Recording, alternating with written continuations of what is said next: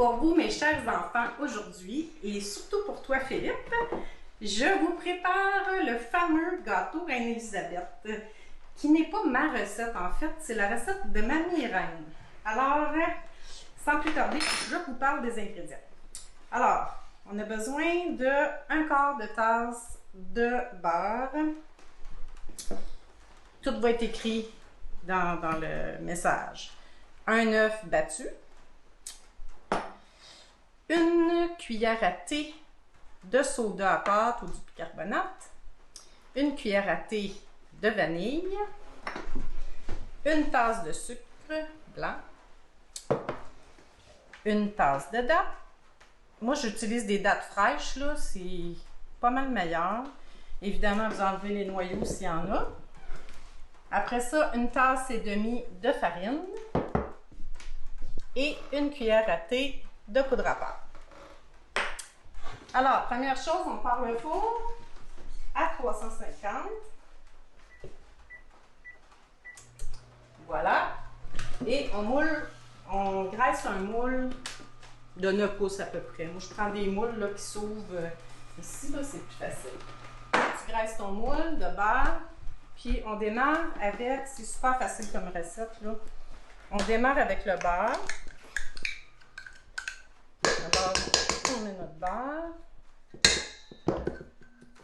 Ensuite de ça, on peut le brasser un peu. Mais dans la vraie recette de Mamie Reine, là, je pense qu'elle sacrait tout ça ensemble puis elle brassait pour moi en tout cas. Moi, je brasse un peu. On rajoute le sucre. On brasse. Mais dans les faits, là, on peut quasiment tout mettre. Puis après ça, on met l'eau bouillante. Puis ça va. Parce que j'ai oublié de dire qu'il y a une tasse d'eau bouillante aussi. C'est parce qu'elle n'était pas à côté, là. Fait que dans le fond, on simplifie la vie. On met tout ça ensemble. Voilà. Voilà. La vanille. Les dattes. Sauf la farine. Ça, la farine, on la laisse de côté. Fait que là, je prends ma tasse d'eau bouillante.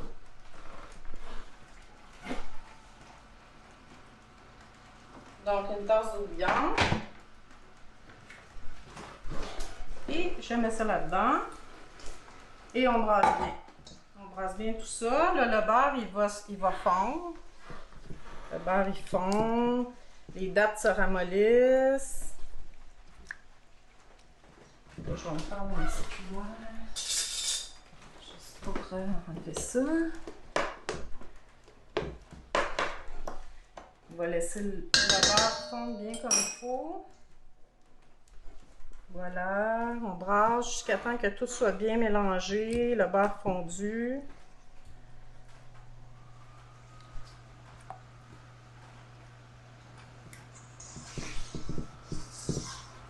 Là, évidemment, ça va me prendre moins de temps à faire la recette que d'habitude. D'habitude, je pars le four, mais mes ingrédients ne sont pas tous dans des moules. Donc là, c'est un petit peu plus... c'est un petit peu plus rapide que d'habitude, fait que je vais attendre que le four soit assez chaud pour enfourner. Là. Bon, mon beurre, il est pas mal fondu. Après ça, on peut mélanger la poudre à pâte avec la farine. On va bien mélanger ça. Et on rajoute notre farine tranquillement, tout en brassant. Pas plus compliqué que ça. C'est bien simple comme recette. C'est pas la façon de faire les gâteaux d'habitude. C'est un petit peu plus compliqué que ça, mais cette recette-là fonctionne très bien sans se casser le vesic. Fait que on brasse bien pour bien mélanger. Et c'est tout. C'est prêt à être mis dans le moule. Puis enfourner pour 35 à 45 minutes.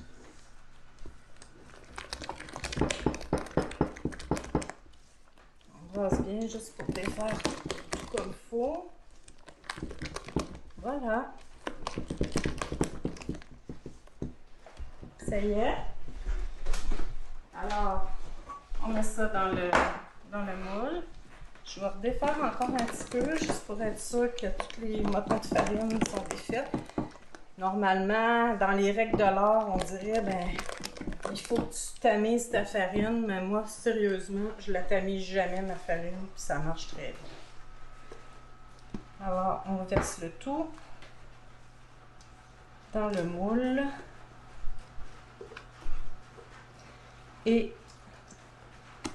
on enfourne, mais j'enfournerai pas tout de suite parce que le four est pas chaud. Fait que on va se revoir tout à l'heure dans 35 minutes. Je mets la minuterie pour 35 minutes.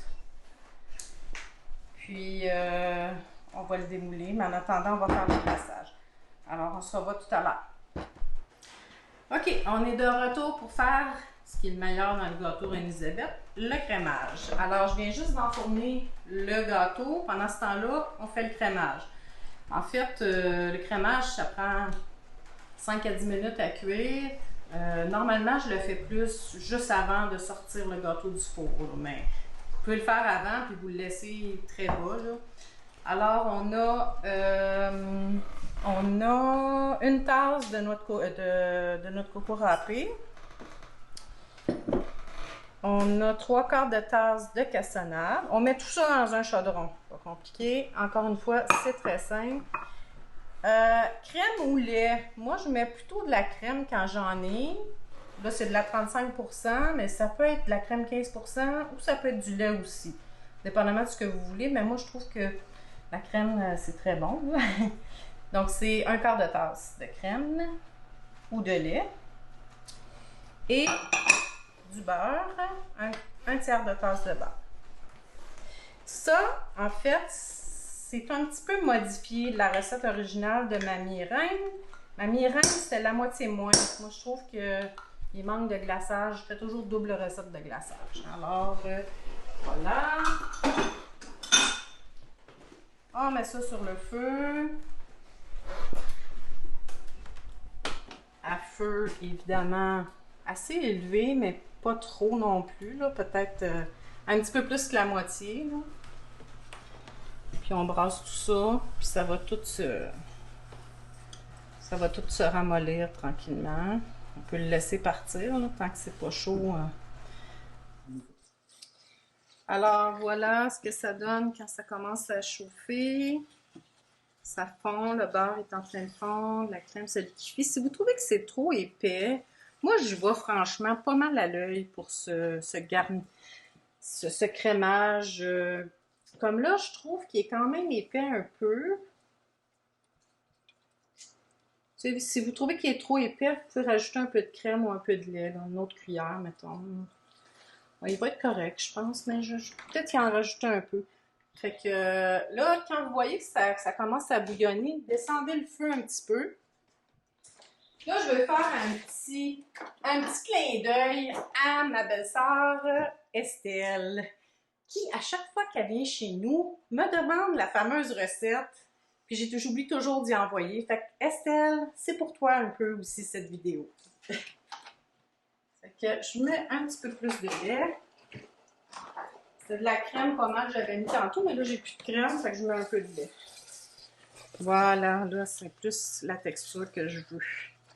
C'est une texture pas trop épaisse parce que ça va cuire un peu sur le gâteau après.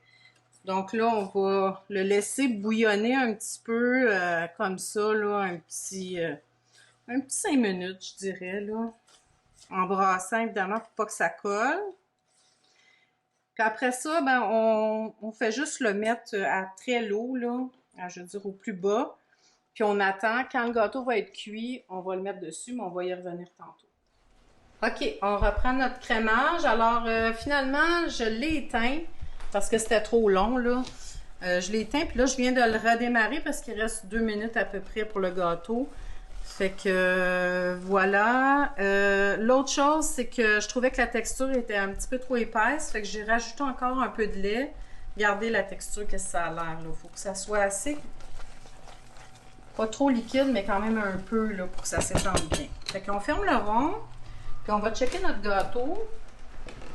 Alors, pour vérifier, ben là, évidemment, on le sort comme ça. Puis moi, je prends une brochette, généralement. Ah, voilà. Si ça sort propre, il n'y a rien de collé après, ça veut dire qu'il est prêt. Donc, on laisse le four allumé. On va juste verser notre crémage dessus. Alors, on y va généreusement. On verse tout ça, vous voyez. Si on n'en a pas tant que ça. Bon, ça, c'est ma minuterie qui sonne, là. Pas grave. Parce que dans le fond, j'étais prête pour le gâteau. Fait que moi, j'aime ça quand il y a une bonne couche de crémage. C'est pour ça que je fais double recette de crémage. Voilà. Alors, on le remet au four. Oups! On le remet au four pour quelques minutes. Alors là, il faut le surveiller. Et on met le four, on éteint ça, puis on le met plutôt à broil. Alors, broil, moi, mon four, il y a ail ou l'eau. Je le mets à l'eau. Si vous n'avez pas de l'eau, vous le laissez à ail, mais vous le surveillez. Start. Fait que vous le checkez tout le temps, puis je vais vous montrer qu'est-ce que ça donne quand il est prêt. Alors, voilà ce que ça donne. On voit qu'il est grillé. Fait que j'arrête le four. Je sors ça. Ça a pris quelques minutes. Là. Ça a pris 4 minutes à peu près. Là. Mais, tu sais, allez-y pas avec le temps. Là. Surveillez-le. Aussitôt que ça commence à dorer, vous éteignez le four, puis c'est prêt. C'est juste pour le faire dorer un petit peu. Voilà, c'est prêt. Salut!